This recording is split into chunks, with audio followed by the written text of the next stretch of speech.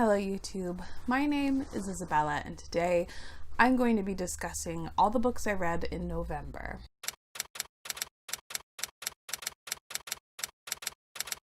November had a couple interesting and exciting milestones for me. I have officially read 100 books this year, which is the most I've ever read in a year, and it's wild. I think now I'm at 101 books. I hope you can't hear that. I'm gonna bet you can, but they are snowplows because it just dumped a bunch of snow last night. Anyway, last year I read 82 books and that was record breaking, and now I'm at 101, which is wild. The only thing that has thrived this year has been my reading, for me personally. I managed to read 9 books this month, which is looking that it's going to be my monthly average, the standard for me, which I'm not mad at. I read some really great stuff, anticipated stuff. I read some kind of disappointing stuff. Ratings are kind of all over the board this month, so we might as well just get into the wrap-up. I just realized I'm filming my November wrap-up, which means today is December 1st. I have so much I need to accomplish, and realistically speaking, that probably means my reading is about to go down the tubes, which I planned for. I knew that, and there's some other things I want to do recreationally that's not reading. Like I have some video games and movies and stuff I want to watch and relax a bit, but I don't know how much relaxing I'm going to get done because I have a lot of content planned that I need to get done, and it's making me anxious. Anyway, on to the book. Let's just move on. The first book I read in November is I Wish You All the Best by Mason Deaver. This is an Own Voices story by a non-binary author, and it chronicles the life of Benjamin DeBacher. They have just come out to their parents as non-binary, and then they get kicked out of their house. Ben then has to move in with their estranged sibling, who they haven't spoken or seen, I think, in like 10 plus years, and just basically survived like the last half of high school. So from the jump, I did genuinely really enjoy this story. There's a couple, I guess, for lack of a better word, technical things that I didn't love or needed, I think, a little bit of work. This is a debut novel, and whilst I really sympathize with Ben and their struggles and everything they were going through, some of the stuff and topics I think needed a bit more time to fully develop. There wasn't enough like description in the story. It was really heavily dialogue based, and I need a bit more description, like actual descriptors, for me to enjoy the story more. I really loved the romance between Ben and Nathan. It was very sweet and endearing. I specifically also really enjoyed the sibling relationship and dynamic in here. There's a lot of hurt that has occurred on both sides of the relationship, and they are trying to repair the relationship together. The writing wasn't my favorite. I like this overall. I think I'm giving it 3 stars. The next book is a bit of a mindfuck, or one that I still don't know weeks later, Jesus Christ, how to rate this book. So this review will be interesting. The next book I read, I finally read it. It's taking me so long to actually pick it up, is The Starless Sea by Erin Morgenstern.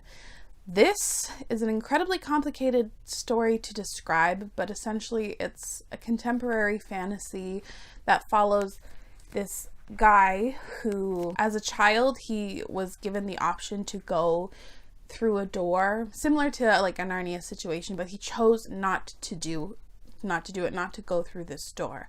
And it follows him discovering this book at university that is seemingly telling the story of him, but he chose to go through this door, and this throws him all out of whack. This book is incredibly complicated. There are story threads on top of story threads, and the first half was almost honestly a slog for me. It was very difficult for me to wrap my mind around everything that was going on, keeping track of like the metaphors and the stories within the stories. Luckily, it wraps up pretty well, and then I had a good picture and sense of the entire thing. Erin Morgenstern's writing is beautiful. There's no escaping it, denying it, whatever.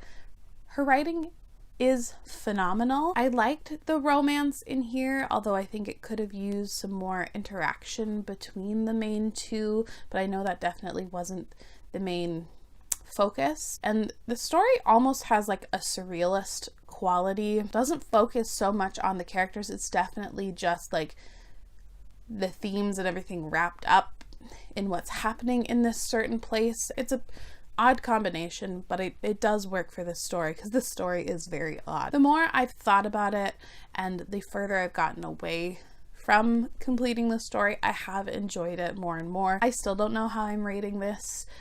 It's been a giant question mark in my bullet journal on Goodreads for weeks now. I think 4 stars. I did enjoy it. It was a very interesting reading experience though. This video does not feel like it's going well, but what are we gonna do at this point? I'm not starting over. The next thing I read was another milestone that I forgot to mention at the beginning of the video. I read Sense and Sensibility by Jane Austen, and that's it.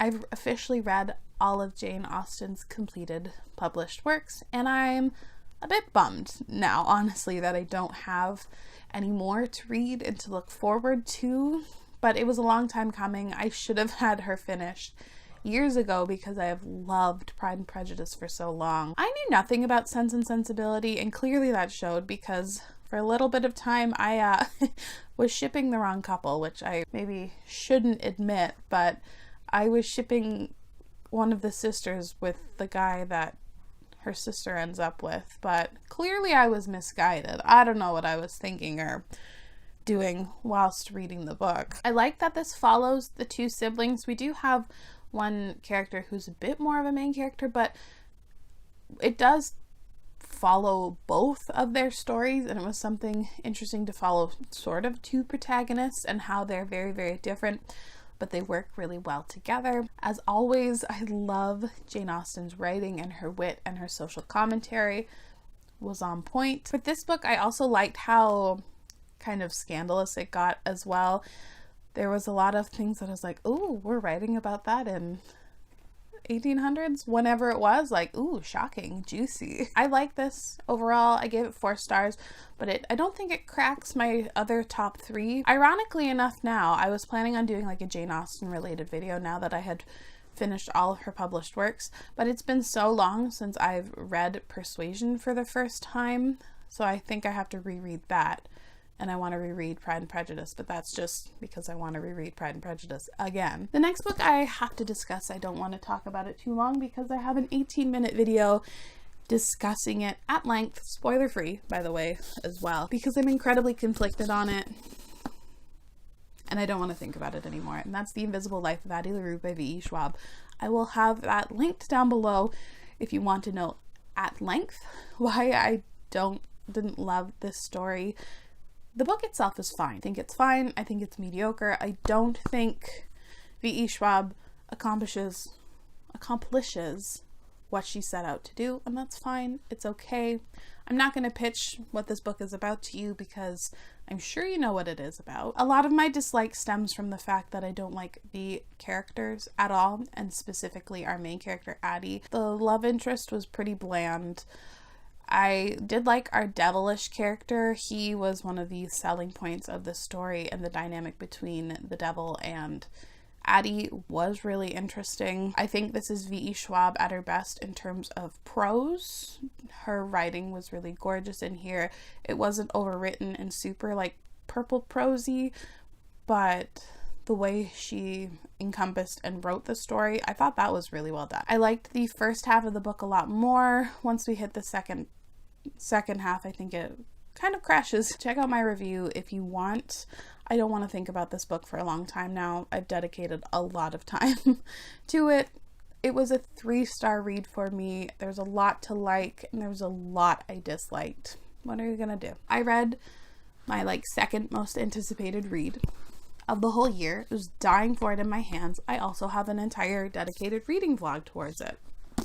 That's The Burning God by R.F. Kuang. I'm really sad that this is over. This is the 3rd and final book in the Poppy War series. The Poppy War follows Rin, who is a war orphan, and her only way to escape her very limited and terrible fate is to take a test to get into the best military academy in her country. She gets in, but then realizes that her work is only just beginning, and then also realizes that she has the ability to call the gods and be like a conduit for the gods' magic and has to navigate all that stuff while her country is on the brink of war. This is one of the best series I think I've ever read. R.F. Kuang has demonstrated such a fantastic ability to write a story that's so streamlined and so just well done.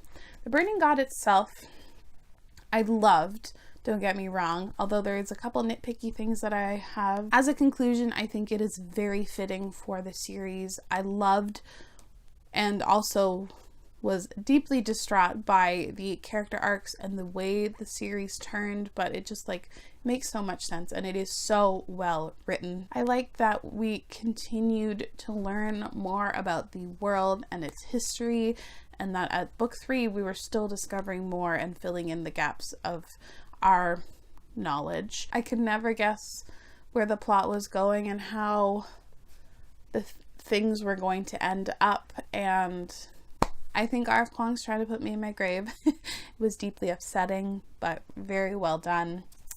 There was a couple plot points that I think were a bit rushed overall, but I do love this series. This is a great finale. It's a great series. I think I forgot to mention 5 stars. It's phenomenal. I love it. The next book I read was an arc that I've been meaning to get to for a while, and that's The Mask of Mirrors by M.A. Carrick.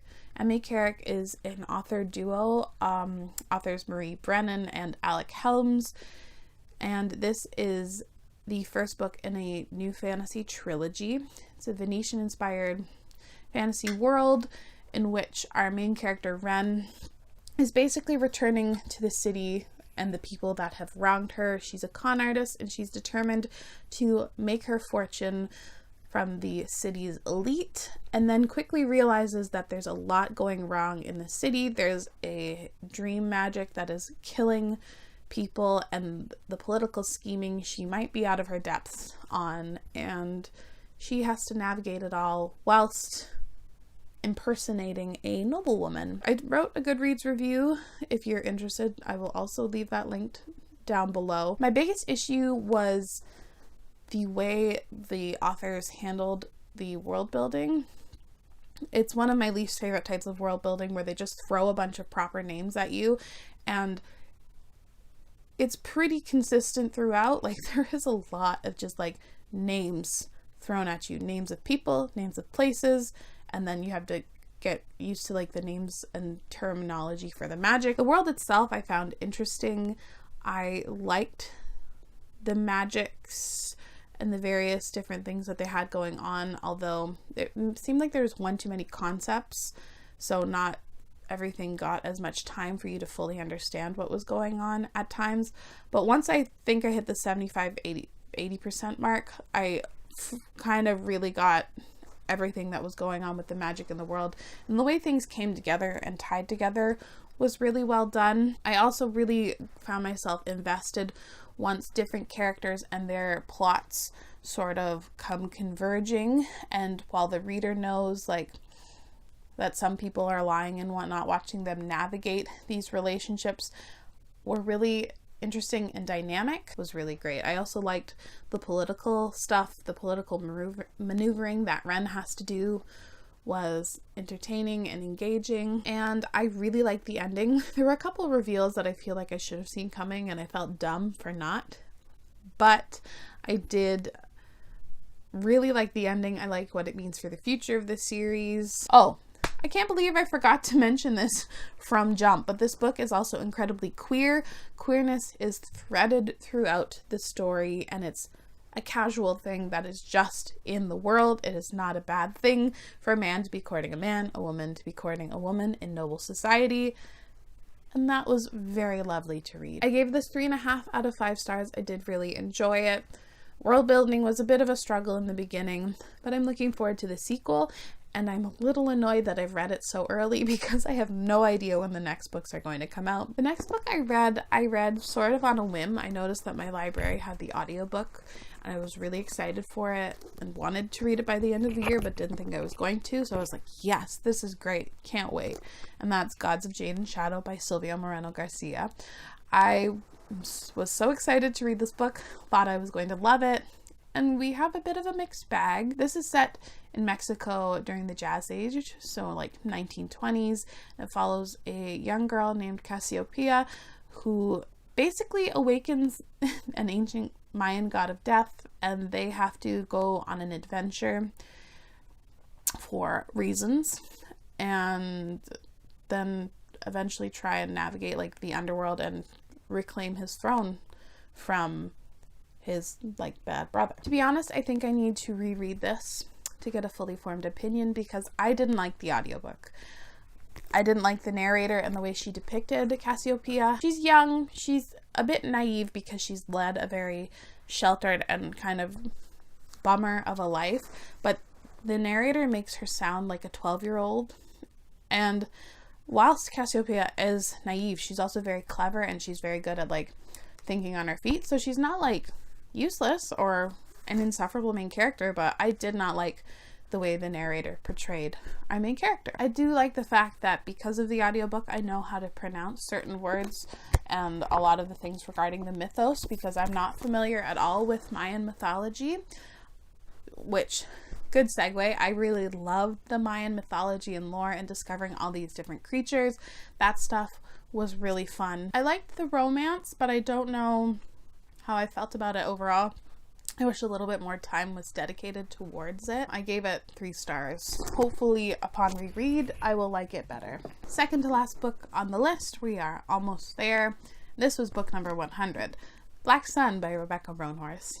I was so excited for this book. I've been anticipating it for so long, and it did not disappoint. This was so good.